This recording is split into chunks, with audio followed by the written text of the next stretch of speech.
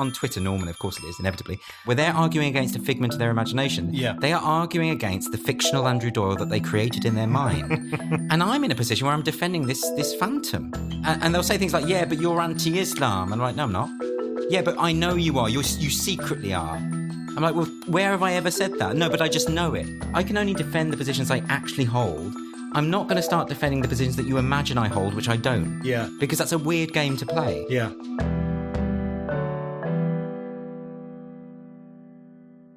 Hello and welcome to The Brendan O'Neill Show with me, Brendan O'Neill. This is a podcast in which an esteemed guest joins me to talk about the big ideas, the bad ideas, the problems and the controversies of life in the early 21st century.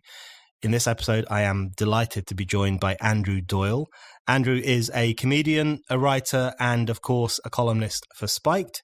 He is co-writer of the viral sensation Jonathan Pie, the fictional newsreader played by Tom Walker, and he is the creator and writer of Titania McGrath, the satirical SJW Twitter account, which became a book called Woke, A Guide to Social Justice. The book was described as hilarious by Joe Rogan and absolutely hilarious by Piers Morgan.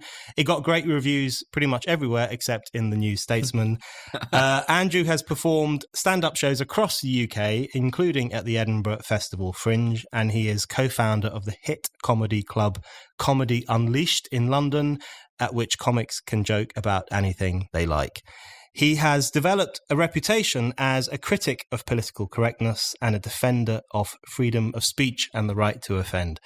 Andrew, welcome to the show. Hello. I want to kick off by asking you about wokeness, because a lot of people say wokeness and mean different things. Yeah. And there is the whole question mark over whether wokeness actually exists. And I sometimes find it hard to believe that anyone seriously describes themselves as woke. Hasn't woke just become a joke, or is it a real thing? It's becoming more and more mainstream now. The word, I think up until about 3 years ago, no one would have used the word to describe themselves unless they were having a laugh. But unfortunately, people are now sincerely using the term. I mean, it's an old term. It comes from the early Black rights movement back in the 60s. You know, but it's something that's been sort of seized upon by what we would call, I suppose, social justice activists, people who consider themselves progressive but are in fact very regressive. And they've got hold of the term and now they're using it. And the thing is, it always makes me laugh a little bit, the word. So it's a funny word. I like to use it to describe this character, Titania, because I think she would use it with all sincerity. Well, she doesn't joke about anything. Yeah. But it's an odd one. It's someone who's hyper aware of inclusivity, diversity, you know, not offending anyone in any way, and trying to improve the world, just standing up against racism and homophobia.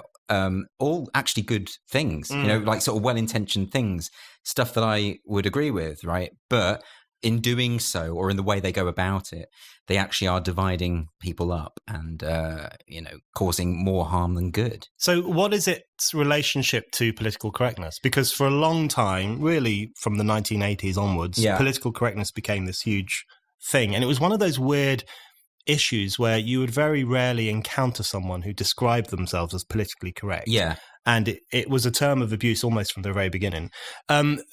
So is wokeness really just a more extreme form of political correctness in that kind of almost obsessive, myopic, psychotic self-consciousness in how you talk about things? But that's why it's actually a really useful term, because I actually don't generally use the word political correctness. I don't use the phrase. And I even wrote an article about this a while ago saying I wish there was another term we could use, because this isn't quite political correctness. I think what you're talking about is that movement sort of in the 80s and the 90s where people were basically saying, you know, let's raise the level of decorum, general public decorum. You know, if you're in the workplace, if you're in a public space, then we shouldn't be calling each other faggot and whatever like that. You know, it's sort of a generally agreed social contract. I actually think that's a good thing. I think I'm all for politeness. I'm not saying it should be enforced through the state or anything like that. But what I'm saying, it's a good thing that we all generally broadly agree how we address each other in order to be nice, right?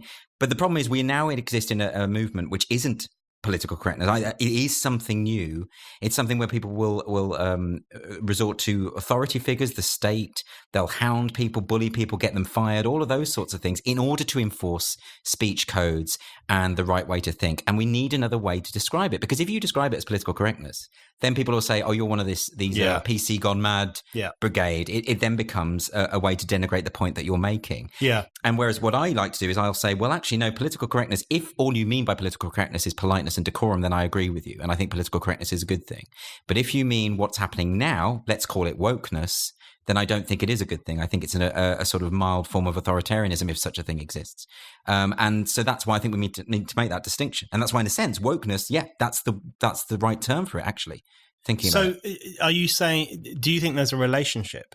Or are you of the opinion that political correctness in its original form was a generally good idea? Yeah, I think. And it went wrong somewhere? I think wokeness has been spawned from political correctness. I think what has sort of happened is people have not put the brakes on, and it's sort of escalated in this really horrible, as all ideologies tend to do, is they become these kind of perverted versions of themselves.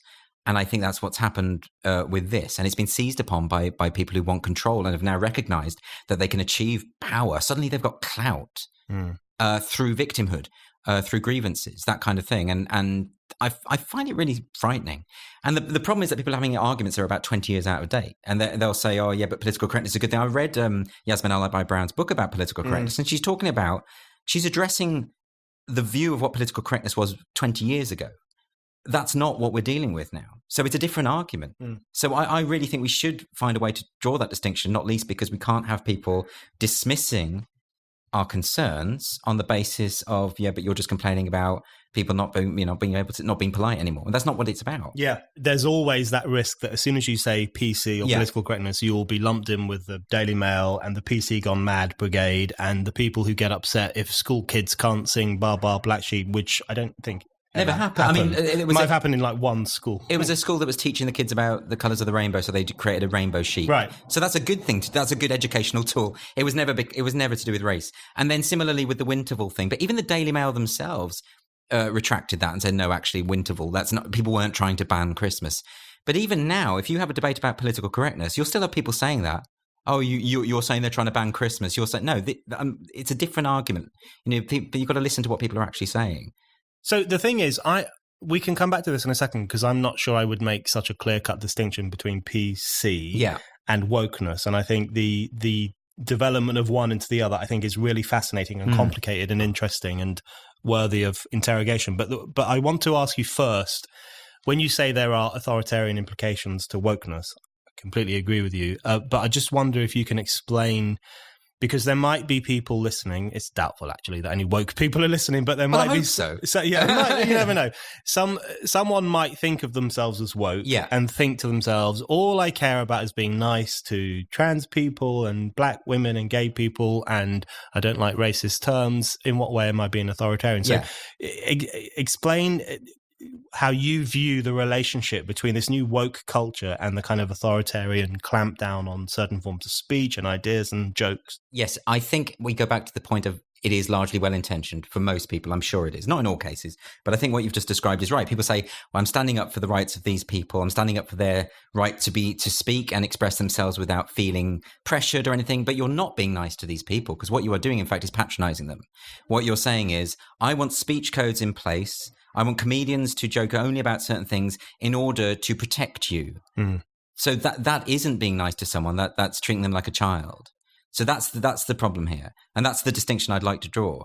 I would say, God, I hate it, but speaking as a minority, right? I hate that phrase. But if you want to do it, let's do it. I don't want someone saying to me, don't worry, you're not going to hear any homophobic ideas. You're not going to have to sit in a comedy club and hear someone joke about gay people. We've taken care of it for you. Don't worry. I just think, go fuck yourself. I'm not a child. I can listen to difficult ideas. I can listen to ideas I don't agree with. I can hear them. I can debate them. I can ridicule them. I can do all the things that we can all do. And as soon as you start ring fencing certain groups of people in society and saying that they're not able to look after themselves. And I know the counter-argument to this. The counter-argument to this is that there are these power structures within society, these institutionalized power structures that perpetuate injustice. And I would simply, I know what that is. That is just a something that has come out of many, many years of post-structuralist thought in our universities. It's a sort of vaguely misunderstood Foucauldian idea about how power determines absolutely everything in society, even down to language. And of course, and it's not true. Like it's all bunkum. It's just that it was fashionable in universities about 15 years ago. It's not anymore, really. So I question that. You see, that's why I find it very difficult to talk to woke people. I try, they won't do it. They don't want to have the conversation, because if they had the conversation and they had to actually elaborate on their thought process, it might fall apart. And it would fall apart, because can you provide any evidence that everything is dominated by power structures in society? You can't. And no one's denying that power exists or that it affects absolutely every relationship has power involved, has status involved. That's absolutely true. It's absolutely impossible, though, to quantify that and to resolve any perceived problem with that. It's not. It's just simply not possible.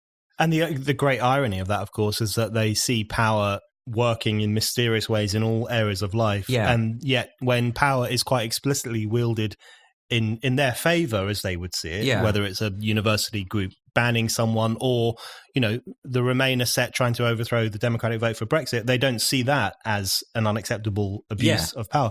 But one thing I wanted to ask you about, I think the point you make there is absolutely right about the this desire to protect minority groups in particular from difficult ideas or offensive ideas. And it strikes me that one of the things I find most frustrating about wokeness is that there is this presumption that it is the progressive, radical, left-wing approach. And if you disagree with it, you must be on the right, possibly even on the far right. Yeah. But it seems to me that wokeness reverses so many of the gains of the post-war progressive period, particularly in relation to ethnic minorities and women and gay people.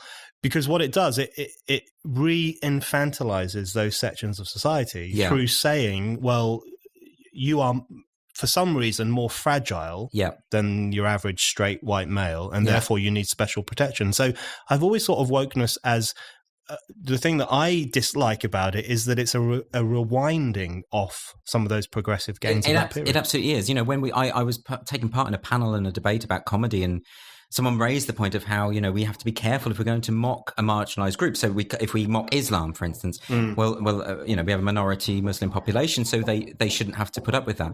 And my view of that is, well, how low is your opinion of Muslims? That you think that Muslims can't take a joke? How low is your opinion? You are the one who is peddling this kind of unpleasant view of Muslim people, whereas I would say let's treat everyone the same. Yeah, which is surely a progressive value, isn't it? That's. But worse still, I mean, you're saying that it's undoing a lot of the work that the left have done. I think it's also identity politics generally, but wokeness, it's all tied together, has made us a more racist society. I think that's undoubtedly true, which is really upsetting. It's made us more likely to be homophobic, more likely to have sexist views. I mean, I'll give you an example. When I was growing up, no one would have even said, "Oh, women aren't funny," or "Where the female comedian." It was just a given that loads of female comedians were funny. All of my favourite comedians, as it happens as a child, were female. It was all like Victoria Wood and French and Saunders and Ruby Wax and Jo Brand and Madeline Kahn and Roseanne Barr. All my friends at school were lads, right? But they'd come in and they'd talk about those performers and the jokes they'd told on TV, and no one for a second said, "Yeah, but it's birds, isn't it?" This is not. It wasn't the case. You watch old episodes of Top of the Pops and you see that most of the charts were black artists. And it never occurred to anyone that this was unusual. But now you notice race. Everyone does. Now when I see black performers in plays or black acts on TV or comedians or whatever, you start thinking, oh, I see. So they're there for the diversity reason. They're there to tick that box. And you stop seeing them as it does make us, they would say it makes us more racially conscious. I would say it makes people more racist. Yeah. I really do. I mean, I remember when Christopher Hitchens wrote about this in his autobiography, and he talked about when someone asked him to fill out a form and it says, "What's your race?" he'll put human. And he believed in this idea of the ideal, whether it's possible or not, but the ideal of colorblindness. Yeah. And that actually is the ideal. And as he pointed out, once after the Human Genome Project, once they'd mapped the human genome, which I think finished in 2003, early 2000s anyway, we know that race is pretty much a social construct. They're actually right about this. There is no significant difference between any human being. So actually race is something that we should aspire not to notice. Yeah. right? And that's not to say that you don't actually notice in the way that you notice that someone's left-handed or right-handed and you make provisions accordingly. You just don't treat them differently. It doesn't even cross your mind to treat people differently on the basis of their race and gender and sexuality. And that's where we should be. And I feel like we were almost there. I feel like we weren't completely there. Like we had, when I was growing up, there were racists, there were homophobes. I was on the receiving end of it, right? It was there, but we'd reached the momentum point where if we'd just let things go, we would have, I'm not saying you can never sort those things out entirely, but we were in a really great position, and we've just unpicked all of that work, and we've cultivated this society that is really damaging to race relations. It really upsets me. I completely agree with that analysis, and I think that's one of the most nauseating things about wokeness, which is this constant invitation to racial awareness.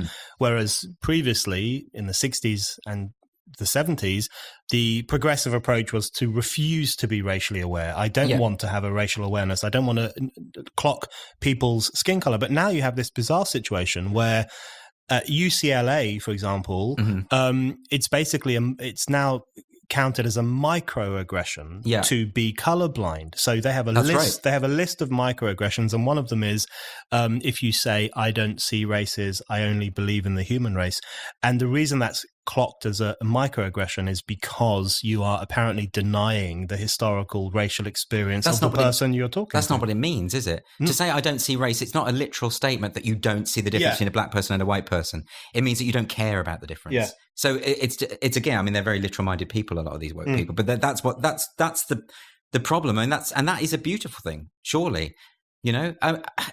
It feels like as we get more and more progressive as a society, and as there are fewer racists out there, people are taking more effort to try and find racism or try and, I mean, let's give an example. There are situations historically where you would need, for instance, diversity quotas, right? So if you take the RUC in Northern Ireland, then, well, the PSNI, the Police Service of Northern Ireland, which historically has been a predominantly Protestant body that has literally attacked Catholic communities, to the extent of trashing their houses, storming into, real authoritarian behavior. You have to implement some kind of quota system to ensure that there are Catholics and Protestants within that force. That makes complete sense.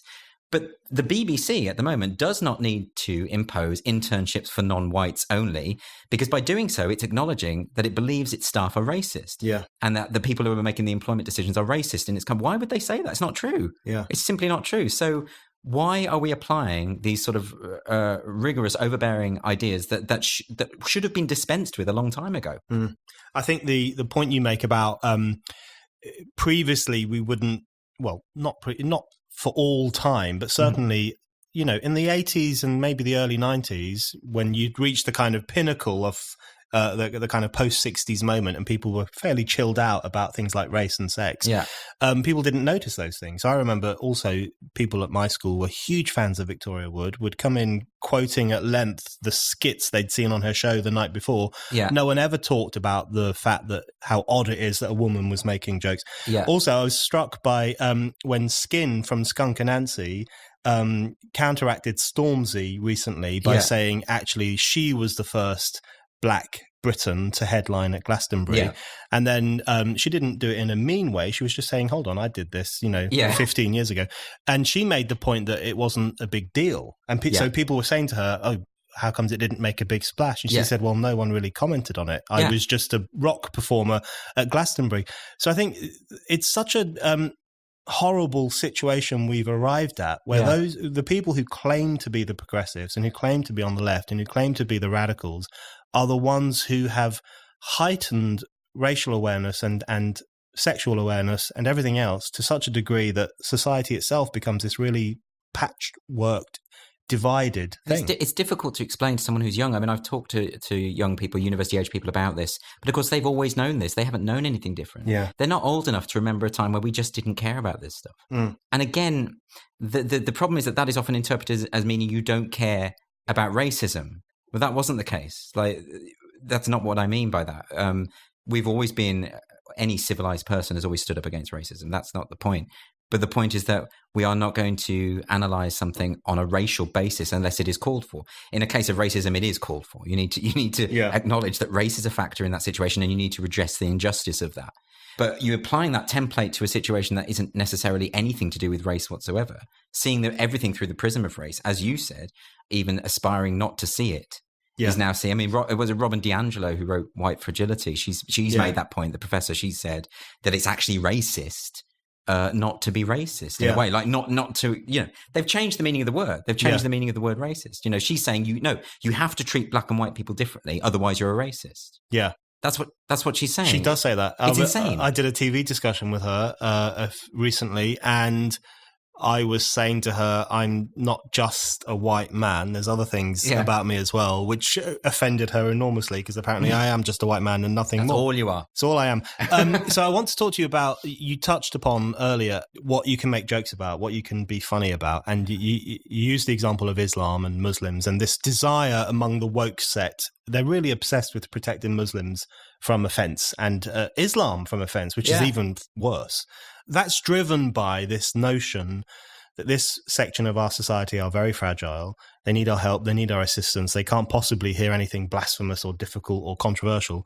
And it's often referred to, anyone who would make jokes about that religion, for example, Charlie Hebdo, it's referred to as punching down. Right. So I wanted to ask you what you think about, from a comedian's point of view, what you think about the notion that there are some people you shouldn't take the mick out of because that would be punching down. I think it's a misinterpretation of what comedy is. I think Charlie Hebdo certainly as an anti-racist publication for its entire history, the most consistently anti-racist publication, who decided to mock God, essentially, which is in no way punching down. No. It's the absolute opposite. So I wonder what it is. I don't know what it is. Is it because, I'm just going to pose this as a question, but is it because the woke crew tend to be very bourgeois? They tend to be very affluent, upper middle class people who probably don't hang around with many Muslims. That's the thing. Yeah. So they don't realize that most Muslims can take a joke. It's working class people who live in ethnically diverse areas who intermarry and all the rest of it. The idea that the working class are the racist thugs is just beggars belief when most of the people who are very affluent and spout this nonsense live in predominantly white areas in gated fucking houses. So look, I don't know what it is, but comedy-wise, I'd say it depends what type of comedian you want to be. You can punch down, actually. Yeah. You can punch whichever way you damn well please. And if it's funny, then that'll work. I don't punch down just because I don't think I can make that stuff work. I'm only interested in what I can do that's going to be funny. And I'm not an edgy comedian. I don't do particularly controversial material. So it's not really, and that's not natural to me. If I was, I would do it. But it's not natural to me. That's not an example of self-censorship. I would have to sort of force something that isn't really there. Yeah. But I support anyone's right to joke about absolutely anything that they want to without, and so do audiences. Most people get it. It's only this, as I say, this very bourgeois minority. Yeah. That think comedy needs to be policed. I completely agree that, comedians should punch in any direction they please. Yeah. It strikes me that if you are to make fun of Islam, or as Boris Johnson did, famous comedian, about the niqab and burqa, and then Rowan Atkinson famously wrote a letter to the Times saying, the only way you should judge a comment is it funny or not? Yeah. And if it's not funny, you should apologize for it. And if it is funny, you shouldn't. And he said Boris's comment was quite funny, therefore he has nothing to apologize for. Yeah. It strikes me that to describe that kind of thing as punching down is really perverse, because firstly, Islam has billions of adherents and is a very powerful religion across the world. Yeah. And also, if women are being pressured by certain community figures to wear certain clothing that restricts their ability to engage in everyday life, that strikes me as a fairly oppressive approach to life. But I think punching down strikes me as a very dishonest phrase, because it really is... because as soon as you institute any suggestion of censorship around comedy, then it instantly, in my mind, becomes punching up, because you're rebelling against that, you're pushing against it, and you are defending the freedom to make jokes. Yeah. I mean, I wonder whether we agree on this, because we might not actually, because I'm not of the view that comedians are generally being censored, insofar as I do on the circuit, I do hear people joking about all of these sorts of things. What I do think is happening, though, is that those comedians are never going to be on TV, and those comedians are never going to be very commercially viable. So what happens is most new comedians don't bother even going there, and they don't take those risks. So really what the danger is, I see it as, is self-censorship.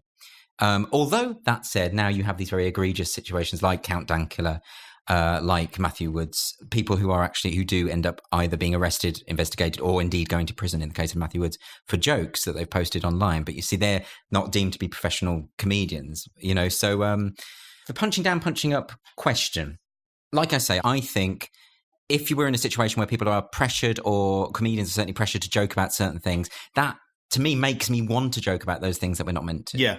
That's the problem. The instinctive response. But I think that's the instinct for most artists, isn't it? I think when you're told what you should and shouldn't write about, or what you shouldn't explore, then you do it. You do it. I think. I actually agree with you on the self-censorship thing, okay. And I think the worst form of censorship in contemporary society is self-censorship, and it's not the jackboot on the face saying you mustn't make that joke, but it is this. John Stuart Mill referred to it as the tyranny of custom. Yeah, where you just have this feeling that you probably shouldn't say that thing that you think, or you shouldn't make that joke that is in your mind, and you have that feeling not because the law has forced you to, but because society is pressuring you to conform. Right. So I wonder, but do you think that all of this discussion, and as you say, that the likelihood or the small likelihood that controversial comedians will be picked up by Radio 4 and so on, which is still in many ways the gatekeeper of kind of officially approved comedy,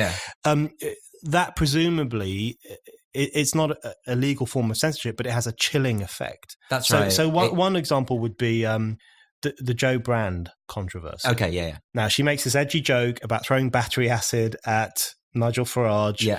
Bit tasteless. I actually thought it was funny. I think she has a very funny style of delivery. She does, always, she has this deadpan, droll delivery. Exactly. And when you mix that with a comment as outrageous as throwing battery acid at someone, I found myself laughing at it. But the fury about that, and the intense fury coming, ironically, from right-wing people who claim to be anti-woke, surely that contributes to a chilling effect where comedians around the country, probably in a quite instinctive way, will say, I won't go there. It definitely does. I mean, that joke that she said, like you say, I find everything she says funny. She is a naturally funny person, the way that she delivers things. That joke is entirely consistent with her back catalogue. When I was a kid, I used to watch, she had a video called A Big Slice of Jo Brand, and I used to watch it a lot. And there's a joke in that about decapitating Jane Seymour, the actress.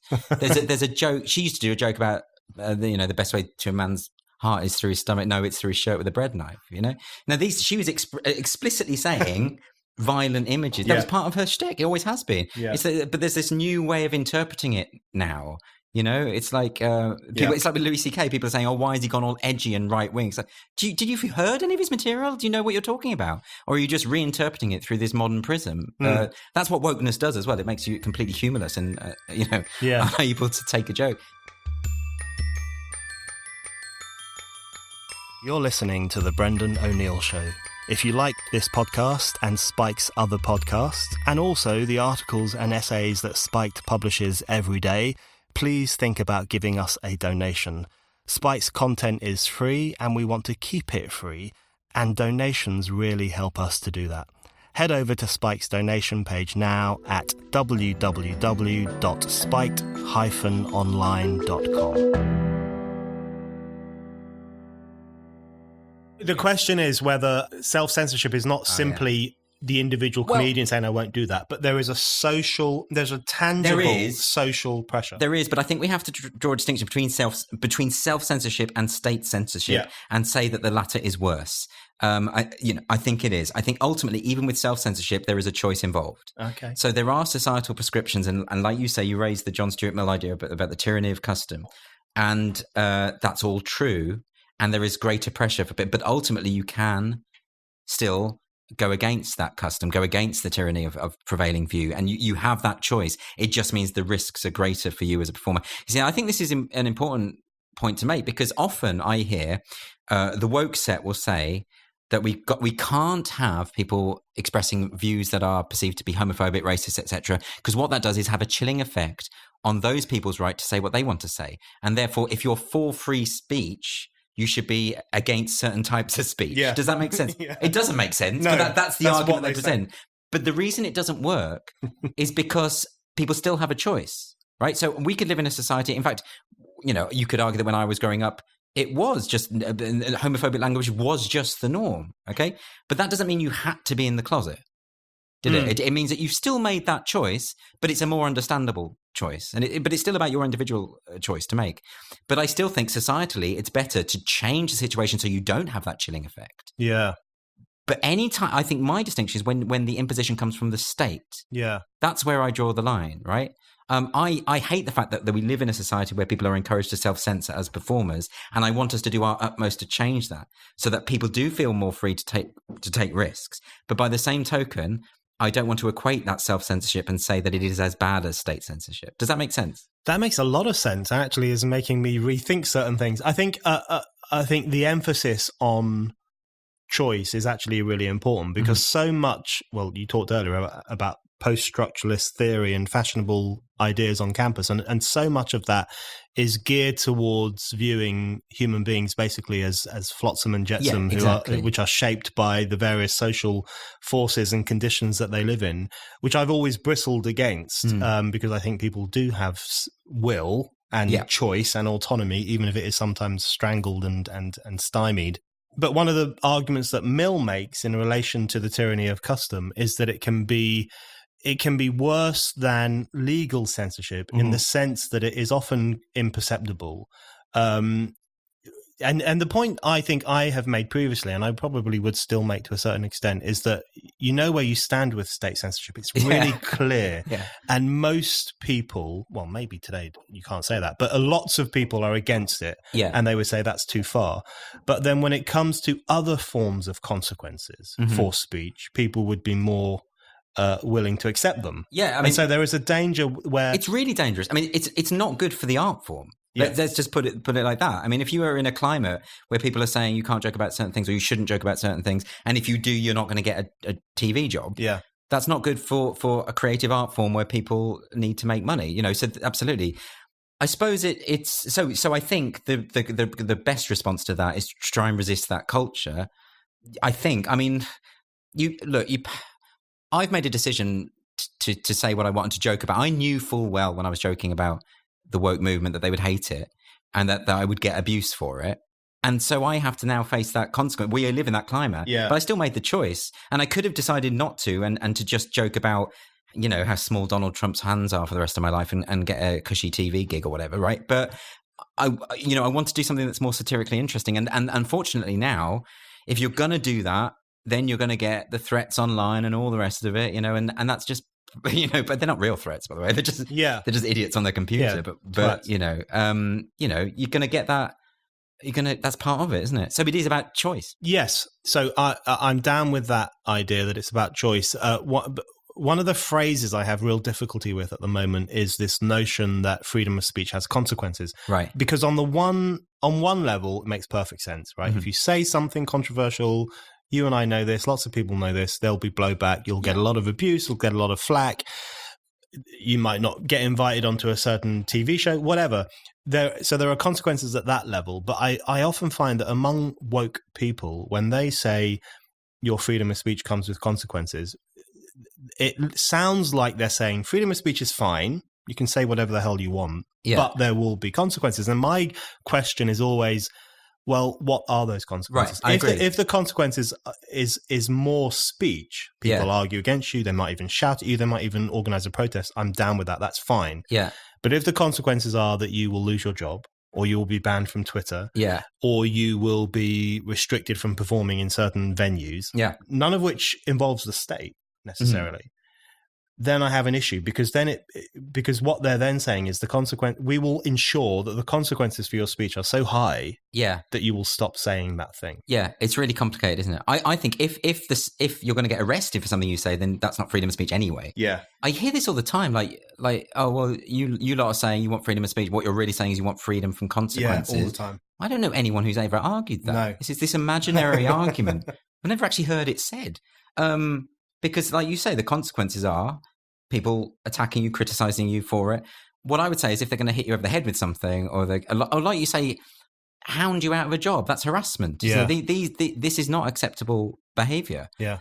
It's a really difficult area, isn't it? We're not going to solve it. No.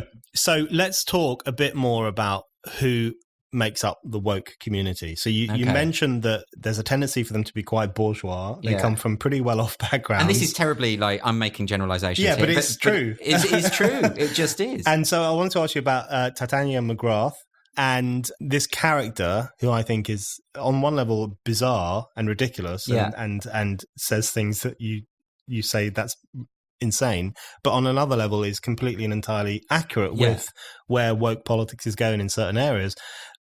So I'm right in thinking that she is a pretty well-off person, had a nice life, very comfortable, but is convinced that everyone's out to get her. Yeah, life is really hard, really difficult. I believe you've reviewed some books that would fit into this category. I was just going to ask you, did you have anyone in mind? Well, you don't have to name anyone. Of course I did. And I had this, I got into an argument on Twitter with someone saying, a Guardian journalist, a Guardian columnist had a go at me saying, you said that there's loads of rich feminists who claim that they're victims. I've never met any. And I said to her, you work at the Guardian. You know, you probably are one of them, right? And then she was saying, well, name one. I don't believe you. And I said, no, I did, because I didn't want to name people on Twitter. And then I had to name them. And then she said, well, thank you for providing a list of the women you hate. I always knew you were a misogynist. So that's the level that we're at now. Yeah. That level. And that she's probably a bright person, but that is a genuinely stupid thing to say. This is unfortunate, isn't it? That smart people, because of the cult of wokeness, because of this church that they belong to, they say stupid things, even if they're really, really... Some of my smartest friends have been corrupted by this cult, and they come out with utter bollocks. It's really, really depressing. Yeah. I wanted to ask you, it's the bourgeoisie element of it, because I notice that all the time, where there is this thing where, I do radio discussions and TV things, and I will sometimes be accused of having, I don't know, white male privilege or something by someone who sounds like Princess Margaret and obviously had an incredibly comfortable upbringing, which I didn't, which is fine. So it's this thing where everything is inverted. But this is not to say that people who are rich or come from privately educated backgrounds, etc., don't have problems and don't have depression. And in fact, I think studies show that depression is more commonplace amongst those with money. So I don't think, but I think what that means is, well, it's like anything else. They only know their own experience. So if you've always had money, if you've never had to struggle for money, then you don't see that as an impediment, not having money, because you just haven't had that experience at all. And it's a shame that they can't apply their own logic to things, because they're always going on about lived experience. Yes. But not when it comes to class, not when it comes to social, the realities of economic inequality, which they would have absolutely no comprehension of whatsoever. In fact, a friend of mine did this because I used to teach a very posh school, and a friend of mine did this as an experiment, asked the kids, what do you think is the average earning? And they came up with something like 80,000 a year, like in the country. That was what they thought the average was. Right, so it was about 4 times the correct figure, and it's they just don't. People just don't get it. But this is the thing about the left. Like, I don't think you can be on the left unless you've got a sense of class consciousness. Unless you are interested in making life better for working class people, you are not left wing.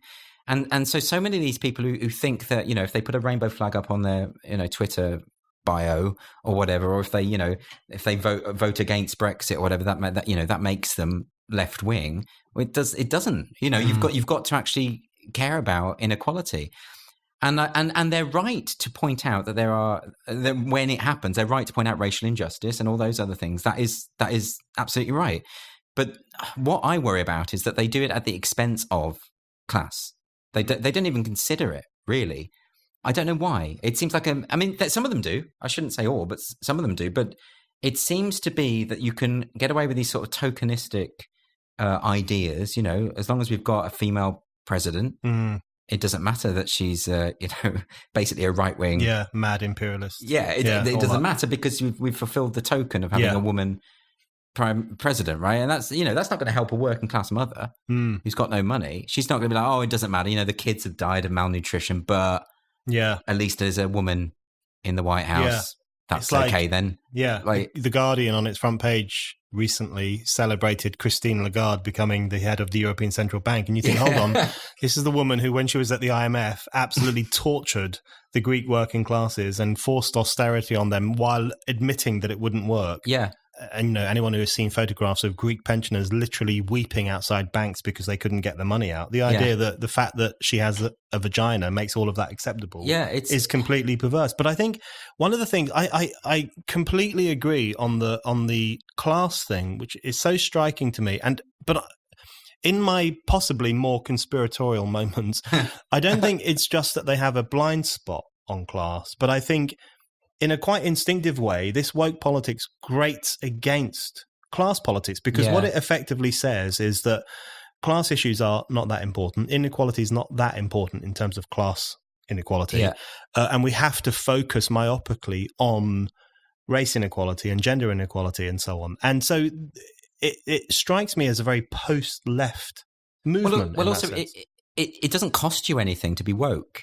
So if you look at like the Pride, it's such a corporate affair, and you've got like Budweiser coming out with a million different flags for the various gender identities on their beer cups, and all of a sudden they can say, look at how good we are, look wonderful. At how but you're raping the third world for and whatever. I mean, I'm not saying they do, by the way, I should say that, but certainly a lot of corporations do, and they'll fly the gay flag in London when they need to, and it's cost you nothing. You haven't solved anything. You've still got your fucking sweatshops, and like it's an empty gesture. And it's also a needless gesture, right? I don't need to go into Wagamama's and see that they're not discriminating against gay people. No. I'd assume they're not. You just want your chicken katsu curry. Well, I'm a vegetarian, but okay. but it's like tofu. I'm not going to go to corporate capitalists for my morality. I don't, and nor should any leftist. Yeah. But I guess if the system's working for you, why would you want to change it? This is why so many upper middle class are so pro EU, because it works for them. Why would they want to change that? So talking about class is very interesting, because I think you and me both think of ourselves as left wing. I mean, I do. Yeah. I think of myself as coming from the left. I was a Marxist. You realise people say we're not. I know, but so that's what I was going to ask you, because we think we're left wing. I even think I'm a Marxist, but everyone tells me, and I know everyone tells you as well, that actually not only am I right wing, I'm far right. You're far right. I'm alt right. I'm virtually Goebbels. Well, that's basically what I am. That's firstly because people don't know what alt-right means. No. Apparently. Which is weird, isn't it? It's very weird. And I've checked this. It was Tim Pool told me about this. He said, just go on the Associated Press website and there's a definition for you. So that's the sort of the gold standard for journalists. Just check it out. White nationalist, right there. You can't use that word without the white nationalist connotation, right? And then you've got people and it is The Guardian. It's always The Guardian saying alt-right. And they haven't even Googled it. No. That's not good journalism. That's shoddy journalism. Those people should be fired. They're not good. Absolutely. I've been called alt-right in The Guardian. I'm sure you have too. Yeah, and so in The Guardian. So the question becomes, what's going on? Yeah. Okay. What's happened to political language? Or are we actually right-wing? So someone asked me that recently. So then someone did ask me this, like, haven't the goalposts just moved to an extent that now you actually are right-wing? Okay. So then I would ask, do you know what? Firstly, I don't think being right-wing is a slur. Yeah. So if I am right-wing, great. I will own that. I don't think it's a bad thing to be right-wing. It's a different way of looking at the world. But then I would ask, so what is it about me that's right-wing? And I really am interested. Yeah. Whenever I ask that question, I get nothing. Oh, you mock woke or you. Well, come on. What is it about me that's right-wing? Yeah. Because I do believe in redistribution of wealth to a degree. I do believe in proportionate taxation. I do believe in the welfare state. Right. I do believe in class consciousness and social mobility. I'm struggling here. Where's the right wing? Well, seriously, it's a serious question. What is it? Just that I'm pro free speech? Mm. Is that all it is? Because I've read enough about the differences between right and left to know that just objectively speaking, I can't see how I could be classified as right wing. Can you enlighten me? I ask people that all the time too, and the responses are always so lame. If I do, I don't know, some media stuff, and then you're always stuck in the green room with these awful people who you'd rather not be stuck in the green room with, and they are invariably people who have called me right wing or alt-right and everything else. And I often say, what is it about me that makes me right wing? And the answers are basically that you criticize PC woke politics. But in terms of substance, if you look at Spiked, for example, Spiked is pro-freedom of speech, pro-democracy.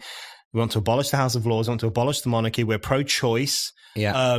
We are anti-racist. We are anti-sexist. I mean, we're massively anti-imperialist. We're against pretty much every foreign intervention of the past 20 years. So the question becomes, in terms of substance, what is it? What it is people are imagining the enemy. So with Spike, for instance, and when I ask people about Spike, they're a Tory, pro-Tory. Yeah. And then I can send you a link to some very anti-Tory. I mean, when has Spike ever been pro-Tory? Never. When has Spike ever been pro-Trump? I don't. It's not there if you read it. Yeah. But if you refuse to read it and then you just decide what it is, then yeah, and it's the same thing like on Twitter normally, of course it is, inevitably. The arguments I get in with people, I end up in an argument where they're arguing against a figment of their imagination. Yeah. They are arguing against the fictional Andrew Doyle that they created in their mind. And I'm in a position where I'm defending this phantom. And they'll say things like, yeah, but you're anti-Islam. And I'm like, no, I'm not. Yeah, but I know you are. You secretly are. I'm like, well, where have I ever said that? No, but I just know it. That's the level of argument. And actually, you can't argue against people like that because they're fantasists. Yes. So I can only argue against I can only defend the positions I actually hold. I'm not going to start defending the positions that you imagine I hold, which I don't. Yeah. Because that's a weird game to play. Yeah. I suppose I sound a bit exasperated and angry about this, but I am a bit sick of this. Like people telling me that I'm secretly a racist. Yeah. I've never said or done anything racist, but these strangers know my mind. What are they talking about? Yeah. They just invent this stuff. And is it just... And again, that's why I think a lot of them don't want to talk to you. Like a lot of the sort of lefty podcasts and the lefty interviewers, they don't want to interview us or debate us or talk to us because then they would have to acknowledge that their perception of us is not accurate. Yeah. And it's much easier to live in this fantasy, to be these sort of lotus eaters that just sort of... You know, they're enjoying their opiate too much. They're enjoying the monsters they've created. You know, well, good luck to him. But I just think it's nonsense. It's not serious debate. No, my theory is that the reason a lot of these people don't want to talk to us and me and other people involved in Spiked is because their whole caricature would fall apart. And actually, they would discover that we are far more left-wing than they are. That's definitely the case. That's definitely 100%. I could out-left these people with my eyes closed. It's so bizarre. The idea that The Guardian's a left-wing publication has always made me laugh, you know? But again, like, it's middle-class Blairites who think they're on the left. Isn't it just that people don't read anymore and they don't know what left and right means? Maybe that's all it is. I think that is a part of it. But I completely agree with you that there is nothing wrong with being right-wing. So my response to people calling me right-wing and Spiked right-wing has never been, oh my God, that's the worst thing you could ever be, so I have to kind of push this aside. It's more that I genuinely don't understand it. I don't understand how we have arrived at a situation where if you believe in freedom of speech and if you believe in democracy and if you believe that ordinary people are just as good as aristocrats and experts and people who went to Oxford at deciding the future of the country, that makes you right-wing. I'm genuinely intrigued and quite upset that has come into play. What they might say to you is that Spiked has a skepticism about man-made climate change. That's what they would often say. My understanding of that is that it's more to do with the idea of enabling working class people through technology to improve their lives. Is that not really where you're... Well, Spike's take on Spike's skepticism of climate change actually I would argue that's one of the most left-wing things that we do. Because if you look back to the things that Karl Marx wrote about Malthus, and Malthus was obviously the original population scaremonger, Thomas Malthus, and in 1798 he wrote an infamous pamphlet on the overpopulation of the planet and the fact that there aren't enough natural resources to feed how many people there were, which at the time, by the way, was less than 1 billion, because he didn't foresee the Industrial Revolution, he didn't foresee the nuclear revolution. And so Marx's point was that the thing that irritated him most about Malthus and Malthusians was the way they naturalized poverty. And so all the things that are wrong with capitalist society, that it can't provide enough for people, that it leaves some areas undeveloped. He argued, the problem with Malthusians is that they see that as a natural problem rather than a political one. Right. And so the argument that Spike would make about climate change, for example, is that represents a modern form of Malthusianism, where you are arguing that there are insufficient resources to feed mankind or to develop mankind or to have another industrial revolution in China and India, whereas our argument would always be that the barriers are not natural, they're social and political. Right. And if we expand our social imagination and expand our political imagination, then there is no end, in fact, to what we can achieve. But that is not an argument that I've heard. Right. I mean, you're even acknowledging the potential for innovation to solve climate change, I suppose. Mankind, but this isn't an argument that I've heard. What I hear is, well, you know, if you write for Spiked, it means you deny that climate change is happening. Yeah. Right. And it's not true. Right. Well, I'd be the first to say that I have no expertise on this subject. Okay, so you'll notice I never write about it. That's partly why. But I am conscious of the argument, which I think is a really important one. It's one that Oscar Wilde made in his essay on this, the Soul of Man Under Socialism, where he talks about, in order for us to fulfill our capacity as human individuals, we need slavery, right? This is why the Greeks were able to thrive, because they had slaves. But he's saying, obviously, human slavery is an abomination. We need technological slavery. Yeah. We need machines to do our jobs for us so that humans can be liberated. And that does ring true to me. There's nothing worse. I've been in jobs that I hate. There's nothing worse than being in a soulless, self-destructive job where you have no room for self-fulfillment and self-development. And that's really what the argument is for me. It's a similar argument. We need to enable people to have more free time. My mind is blown on a daily basis by the arrogance of bourgeois, well-off Westerners, usually at the fucking Guardian, who spend all their time moaning about the growth in China or the growth in India and the fact that it is undoubtedly polluting huge parts of the world. Mm-hmm. And you think to yourself, hold on, we are lucky enough to have gone through an industrial revolution 150 years ago, which has landed us in this society we currently live in which you can spend so much of your time on your smartphone saying things to people. Yeah. And now you want to raise up the drawbridge and stop other people from going through the same difficult but essential progress. Right. And so that's one of the things that irritates me. And I think if we were to go back in time 100 years or 150 years, radical leftists would have absolutely recognized that argument. If you look at Sylvia Pankhurst, who was the most radical of the suffragettes, she argued in one of her articles that the aim of revolutionaries was to create so much stuff that there would be too much for people to consume. Yeah. And now, fast forward 100 years, and you have a left which is more obsessed with saving the planet than it is with producing enough for mankind to live on. So maybe it's... So we haven't solved this, have we? But why are we right wing then? No. So why? So what is it? It's free speech. I think that's it. I think that's it. And I hate to say it because I was clutching at straws there. I was trying to find something else. I mean, people keep I've never voted Tory. I'm trying to think what it could be. Never voted. I wouldn't vote UKIP. But I can't think what it is. I voted Tory once. In my life. Well, that's it then. You're marked. That's what it is, I'm sure. Now. I think it's free speech. And I find that really, really worrying because what that suggests to me is that the left has so successfully turned free speech into a dirty word that they've completely vacated that moral territory and left the field open for the right, which is annoying for two reasons. Firstly, because I think historically speaking, the left is more naturally pro-freedom than the right. Yeah. And also, all these right-wingers coming in saying, well, we're in defense of free speech, even if the left isn't. It's not true. No, it's not. And if you look at the way they attack Joe Brand or the way in which they attack radical Islamists, for example, speaking on campus, or any other number of issues, they can be as woke as the left. I heard Richard Spencer talking on a podcast where someone asks him, oh, well, we're not really, it was another alt-right guy, and I'm using alt-right in the correct way there. Someone's saying, we're not really for free speech, are we? And he said, no, of course we're not. He says it. Of course they're not. No. It's no one who has an authoritarian instinct is going to be for free speech. Yeah. It's not a right wing or left wing thing. Yeah. It's a universal thing, isn't it? If you're, it's just the extremes on both the left and the right are against free speech. That's pretty much how it works.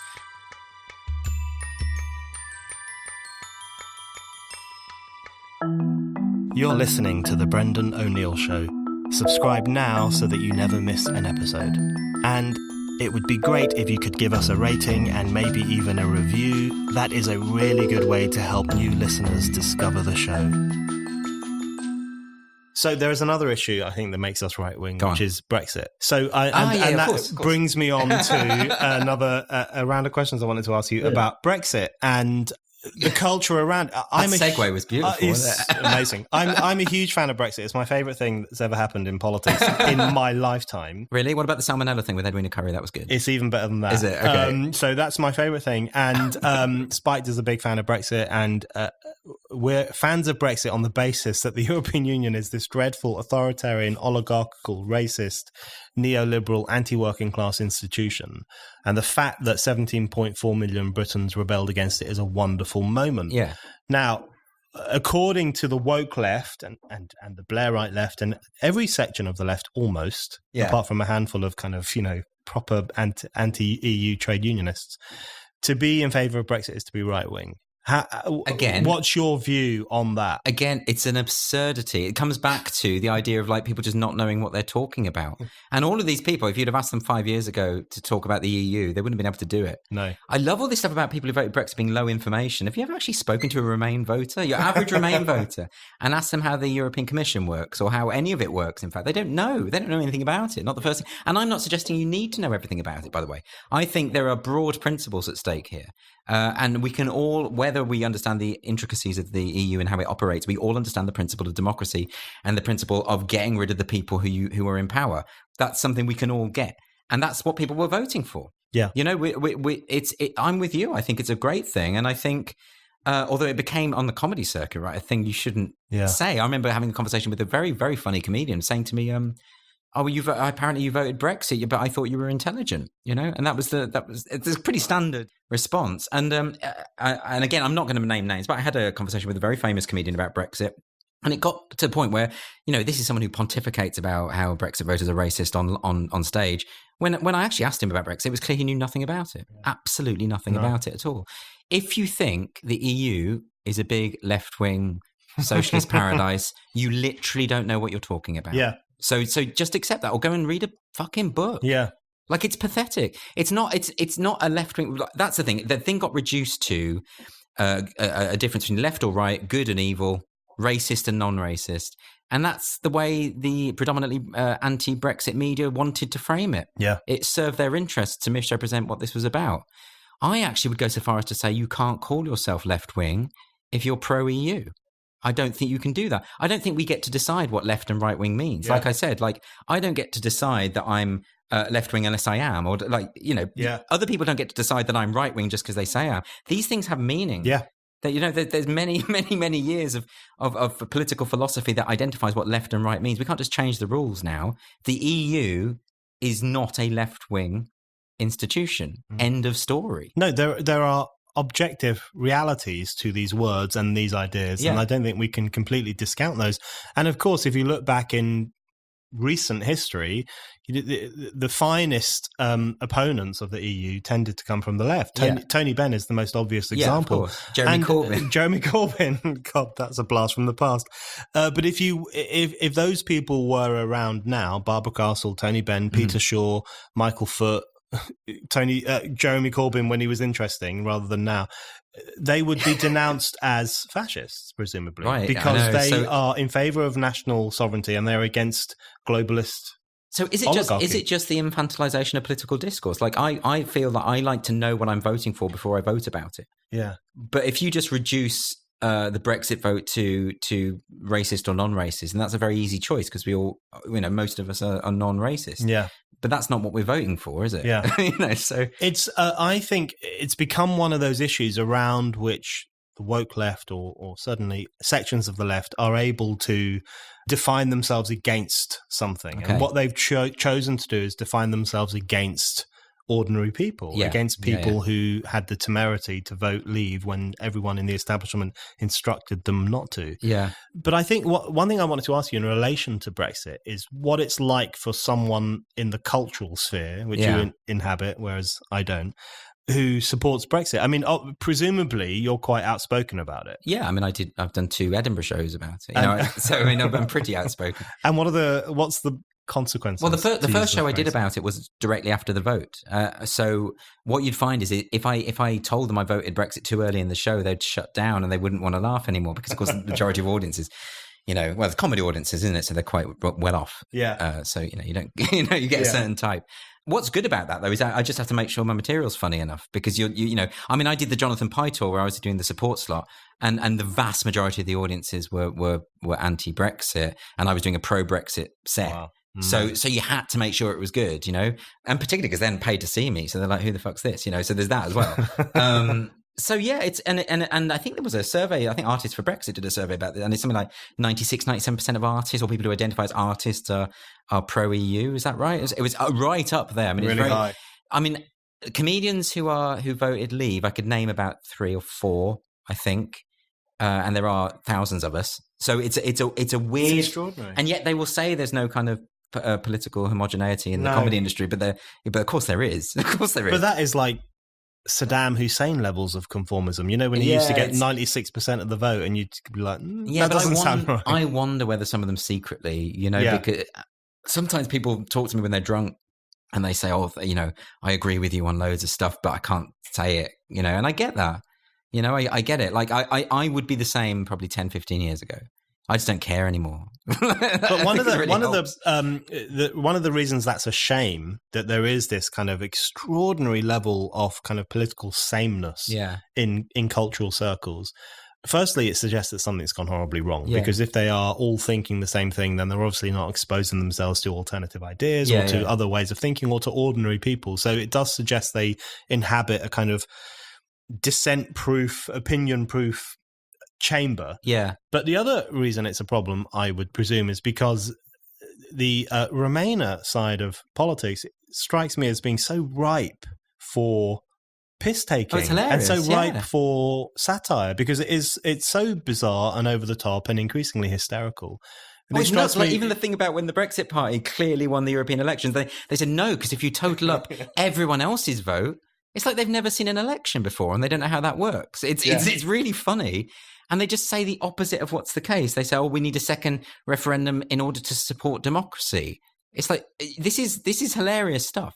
Or you've got people who are ostensibly anti-Cameron and anti-Thatcher, and they're all going nuts over Tusk and Verhofstadt and Barnier and a bit like Juncker. These right-wing, it doesn't make any, they're centre-right, aren't they, effectively? Those people, so it doesn't, it is the incoherence, which is always really, really funny. So yes, absolutely. But the problem is that people, a lot of the time with comedy, they laugh because they agree. And that's sort of a problem. But that's the same problem we've always had. I mean, if you have a problem with someone like Roy Chubby Brown, who will sometimes do material which is designed to sort of evoke a kind of hatred of, well, not hatred, but like, the joke is, aren't asylum seekers, ripping us off all the time or whatever. And people might laugh at that because they agree with it. That's unpleasant and weird.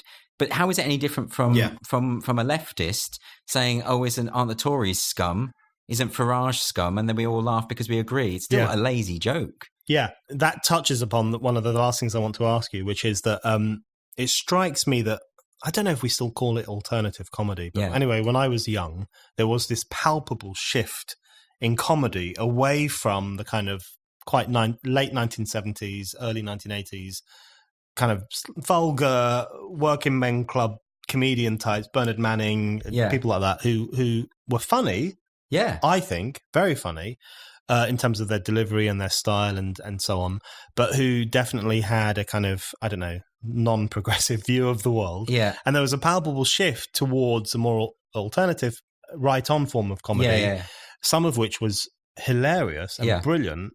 But it does strike me that it replaced the prejudices of the old guard with new kinds of prejudices. Exactly. And then they have really come to fruition, I think, in recent years, where you can have a comedian on stage absolutely ripping into Brexit voters as bovine and stupid and ignorant. And you think, hold on, in what way is this an improvement when you had... It's the same thing. It's the same thing. It's exactly the same thing, but now they'll win awards for that. But it is the same thing. Like, don't kid yourself. Don't flatter yourself.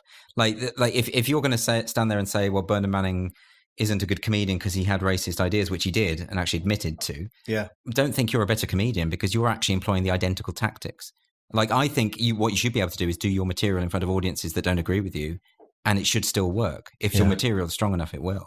Yeah. But if you're relying on agreement to get the response you need as a comedian, then you're probably not very good, basically. Yeah. I think we do need another alternative comedy movement. I think we need something that hits back against the establishment. The difference now, though, and it is a real difference, or with the alternative comedy movement, they were railing against the establishment, but it was an establishment that knew they were the establishment. And now you've got people railing against the establishment who think they're the underdogs. Yeah. That's a terrible situation. Yeah. I don't even know how you resolve that. That's difficult. And that is a perfect segue into my final question, which is, do you think, or do you aspire to a situation where Comedy Unleashed, which is the London club that you co-founded, could be the starting point of an alternative form of comedy? And so the question I want to ask you about Comedy Unleashed is, do you stipulate what kind of comedy can be performed there? Do you want punching down, punching up, punching anyway? Or is it simply about comedy with no ifs and buts, and there are no rules about what you can do. This is the weird thing. Like, actually, what we set Comedy Unleashed up to do is to do what all comedy clubs used to do. And the idea is simply, we just book good acts, right? That's our bottom line. And we book acts irrespective of gender, sexuality, race, and we don't ever even consider that. We don't think, oh, there hasn't been a woman on this bill, or there hasn't been a person of colour on this bill, but we just book the good people. And guess what? As a result, we end up ticking all those boxes anyway, because actually funny is funny and it doesn't matter. And the audience don't care. So we do all of that stuff. And we also say, we encourage people. We say, don't self-censor. Don't worry about getting it wrong. Don't worry about a joke not working. Just try stuff. Don't worry about offending anyone. Comedy's not a safe space, and nor should it be, because if it is, it's never going to advance. The art form isn't going to advance. So that's all it is. So actually, our aims are really, really simple. But our detractors completely mischaracterize what we're doing. Yeah. Right. So for instance, the very now well-known Vice expose where someone went undercover to this den of fascists. And he was literally going around in the interval asking people leading questions about Muslims and gays and things. I mean, it was like that. And he didn't get the answers he wanted, so he just made lots of shit up. But it was really funny. His whole thing was predicated on the idea, like, this is a night for people where comedians go who believe you can't say anything anymore, right? I've never met anyone who's made that argument. I know of not one comedian who's ever said you can't say anything anymore. No one. No one's saying that. Like, so and this is the problem, is that people are just inventing arguments that don't exist, right? And I got, like, what was interesting about when that, it's not a review, the expose came out, a lot of comedians were retweeting it approvingly. And I just got into, I approached them in a polite way on Twitter. I'd say, well, come down to the club, come and see for yourself. And the vitriol and anger that I got back from people who were reluctant to surrender their illusion of what they think the night is. Right. If they actually come down and experience it firsthand, unfortunately, they'd have to change their view, and that's not something they're prepared to do. These are people who are far more interested in their fantasies than reality, and that's a problem, because how are you going to... That is essentially the hallmark of a zealous religious group. And there's no way to lure people out of that delusion, is there? Not really. No. That's why I find it very frustrating and difficult. But it's also why I've learned not to get into debates with people who are going to assume a bad faith argument. There's no point anymore, because if they think I'm Hitler, well, to be honest, like, if they think I'm a Nazi, I understand why they wouldn't want to talk to me. If they genuinely believe that, I get it. If the friends of mine who I've lost, who think I've become this crypto-fascist, racist, I get it. I don't want to sit in a pub with a racist. No. I wouldn't. I just thought, I'm not interested. And if they genuinely believe that of me, then I understand why they're behaving so badly. The problem is, it's not true. It's their problem. It's their issue, and there is literally nothing I can do about it. But similarly with comedy, if you want to say that Comedy Unleashed is a night where the alt-right can get together and laugh at gays and Jews, then you will believe that no matter what I say, and you're certainly not going to come down and see it for yourself. So there is literally nothing I can do about that. But what I would say is everyone else should come and see what we're actually doing, which is just about free thinking comedy. It's just about comedians taking risks, and it's very funny.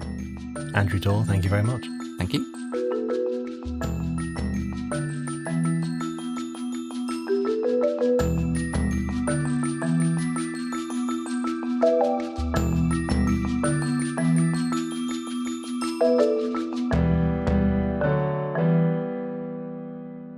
Thank you for listening to The Brendan O'Neill Show. We'll be back with another guest and more discussion.